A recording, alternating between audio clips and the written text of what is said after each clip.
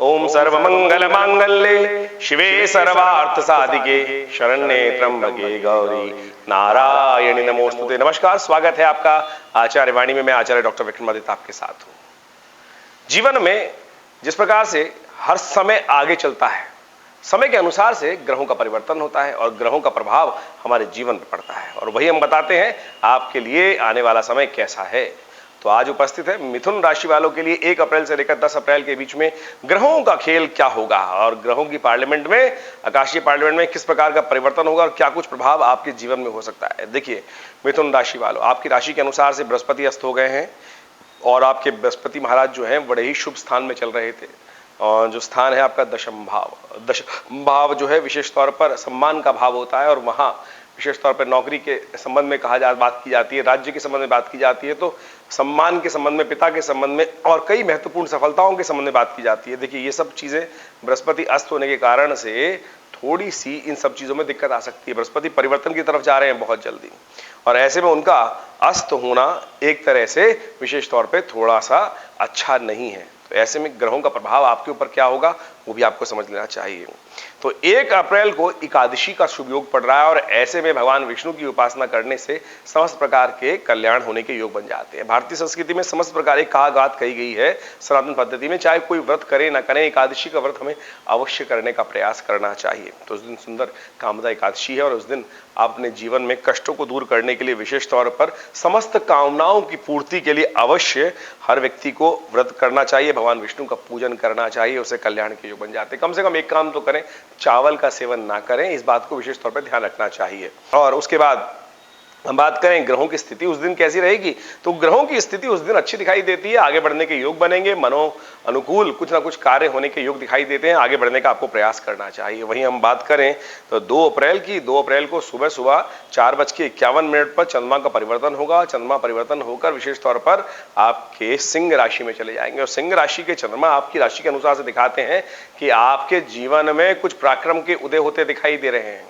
और पराक्रम के उदय के साथ साथ आपके जीवन में कुछ अच्छे लाभ के स्थान प्राप्त हो सकते हैं। शनि और चंद्रमा आपस में परस्पर एक दूसरे के समक्ष होंगे, और वो दिखाते हैं कि आपके लिए कुछ कल्याणकारी योग बन सकते हैं। मन को एकाग्र करके यदि काम करेंगे तो बहुत बढ़िया से आगे बढ़ने की स्थिति आपके लिए बन सकती है। पराक्रम से, आपके पार्टनर से कुछ लाभ प्राप्ति के योग दिखाई देते हैं, लेकिन फिर भी आपको एक बात से सावधान रहना चाहिए कि आप बेकार के कामों में न फंसे, दूसरों के कामों में ज्यादा है अपने कामों पर ध्यान देने का आपको प्रयास करना चाहिए। वहीं हम बात करें अब 3 अप्रैल की, तो 3 अप्रैल को तो बहुत बढ़िया सुंदर प्रदोष का योग बन रहा है, प्रदोष का व्रत है, और ऐसे में भगवान शिव, देखिए चंद्रमा भी आपके अनुकूल है, और ऐसे में भगवान शिव का आराधना करने का प्रदोष का काल भी आ गया है। तो 3 अप्रैल को विशेष तौर पे भगवान शिव की अवश्य आराधना करें।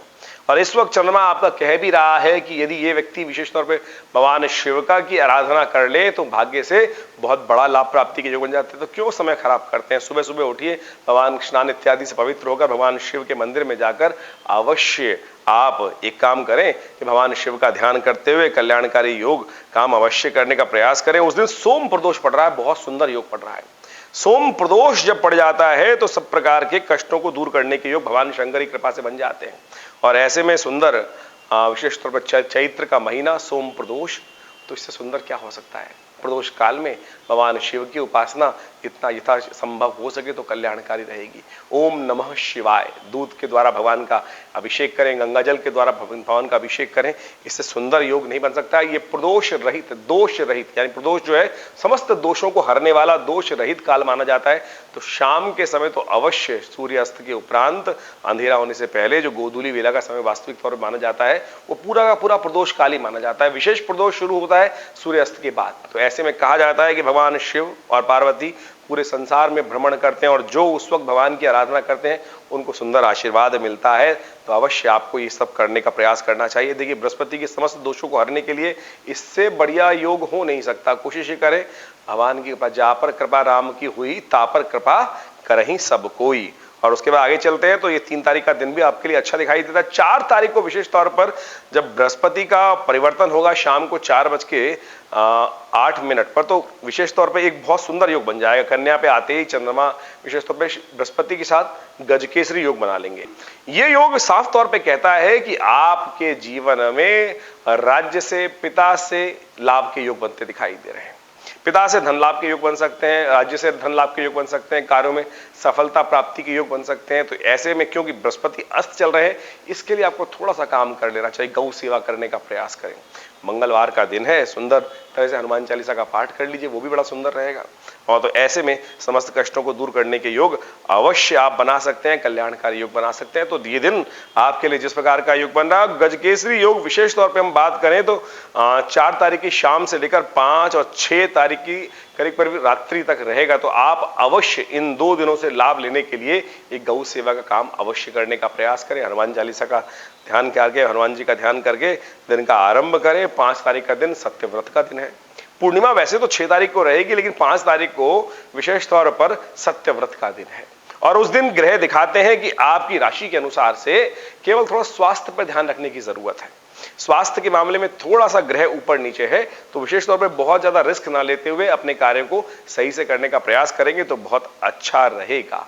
आपको विशेष तौर पर ऐसा दिखाई देता है कि आपकी कास्ट से बाहर के लोग, आपकी कास्ट से नीचे वाले लोग जो है, देखिए हमारे यहाँ क्या कहा गया, वर्ण व्यवस्थाएं बनाई गई हैं। जो हमारे वर्ण से ऊपर वाले लोग हैं उनसे, तो उनकी अपेक्षा आपके वर्ण से नीचे वाले जो लोग हैं उनसे आपको विशेष तौर पे लाभ होने के योग दिखाई देते हैं। ग्रह गणना इसी प्रकार से दिखा रही है। कन्या पूजन कर कर दिन को आगे बढ़ाने का प्रयास करें। भगवान सत्यनारायण व्रत करते हुए ओम नमो नारायणाय इस मंत्र का जप करें। सत्यनारायण भगवान का पूजन करें। शाम के समय चंद्र दर्शन के समय पर सत्यनारायण कथा भी सुन सके तो बहुत अच्छा रहेगा। 6 तारीख के दिन की यदि बात करें तो 6 तारीख के लिए विशेष तौर पे मिथुन राशि वालों के लिए ग्रह दिखाते हैं कि आपकी राशि में चंद्रमा परिवर्तन की तरफ जा रहे हैं और सुबह सुबह करीब 1:13 पर चंद्रमा पंचम भाव में आ जाएंगे, तुला राशि में आ जाएंगे। ये विशेष तौर पर दिखाता है कि आपके ग्रहों के दृष्टिकोण से गजकेसरी योग से तो आगे निकल गए, लेकिन परस्पर राहु के सामने चंद्रमा का आना आपकी राशि के अनुसार से कहीं ना कहीं कुछ कष्ट के योग दिखाता है। संतान का विशेष तौर पर ध्यान रखने का आपको प्रयास करना चाहिए। केतु के साथ चंद्रमा का जिस प्रकार का योग बन रहा है और सामने बुध और शुक्र विराजमान है, तो ये साफ साफ दिखाते हैं कि इसमें थोड़ा सा आपको तेल का दान करना चाहिए। तेल का दान कर कर आप अनेक प्रकार के कष्टों को दूर करने के योग बना सकते हैं, शुभ लाभ लेने के योग बना सकते हैं। इस दिन विशेष तौर पर चतुर्थी भी है, तो विशेष तौर पर इस दिन विशेष तौर पर भगवान शिव का ध्यान अवश्य आपको करने का प्रयास करना चाहिए। ग्रहों की स्थिति साफ साफ दिखाती है कि आपके जीवन में 6 तारीख को जो पूर्णिमा का 6 अप्रैल को जो सुंदर पूर्णिमा का योग बन रहा है, उसी दिन चंद्रमा जो है शुक्र भी वृषभ राशि में प्रवेश कर रहे हैं। शुक्र का वृषभ राशि में प्रवेश करना बड़ा ही सुंदर योग बनाएगा और शुक्र का वृषभ राशि में प्रवेश करके आपके लिए कल्याणकारी राजयोग का सुंदर उदय कर सकता है और विशेष तौर पर आपके राशि के अनुसार से बड़ा सुंदर योग बनता दिखाई दे रहा है। साथ साथ एक और सुंदर योग बन रहा है। इस दिन 6 तारीख की बात करें तो हनुमान जयंती भी है, तो कोशिश करें अपनी सामर्थ्य के अनुसार हनुमान जी को चोला चढ़ाएं, हनुमान चालीसा का पाठ करें। जो शतबार पाठ पढ़ जोई छूटई बंद महासुख होई। तो इस प्रकार से आप कर कर कल्याणकारी योग बना सकते हैं, क्योंकि शनि आपके बहुत सुंदर चल रहे हैं आपकी राशि के अनुसार से इन दिनों। तो वो आपको कहते हैं कि जितना हनुमान जी की शरण जाएंगे उतना जितना, और देखा हनुमान चालीसा में कहा गया ना, और देवता चित्त न धरई हनुमत से ही सर्व सुख करें। तो कोशिश करें उस दिन विशेष तौर पर हनुमान जी को प्रसन्न करने का प्रयास करें। चूरमे का भोग बड़ा सुंदर हनुमान जी को कहा जाता है कि हनुमान जी को चूरमे का भोग लगाना चाहिए और चूरमे का भोग लगाकर कल्याणकारी योग बन सकते हैं, आपके जीवन में लाभ के योग बन सकते हैं। तो अवश्य इसका लाभ आपको लेने का प्रयास करना, छोटा सा उपाय है, देखिए कल्याणकारी योग बनेंगे, आपके जीवन में कल्याण के योग बहुत अच्छे से बने, जीवन में आगे बढ़ने के योग बने। ग्रहों की स्थिति दिखाती है कि 6 से लेकर 7 तारीख को भी हम बात करें तो 7 तारीख को भी नया मास आरंभ हो रहा है, प्रतिपदा है उस दिन विशेष तौर पर, और प्रतिपदा जो है वैशाख मास की कृष्ण पक्ष की प्रतिपदा उस दिन रहेगी। और ये विशेष तौर पर शुक्रवार के दिन जो आरंभ हो रहा है, ये दिखाता है कि खर्चों में कोई इजाफा होने के योग बन सकते हैं। तो थोड़ा सा खर्चों में बैलेंस करते हुए, खर्चों को कंट्रोल करते हुए आप चलने का प्रयास करें। कोई विदेश संबंधित, बाहर, घर से बाहर संबंधित, अपने देश, अपने क्षेत्र से संबंधित बाहर क्षेत्र के कार्य करेंगे तो उससे विशेष तौर पे कोई पॉजिटिव सूचना आने के योग बन सकते हैं। तो इस संबंध में आपको कार्य करने का प्रयास करना चाहिए।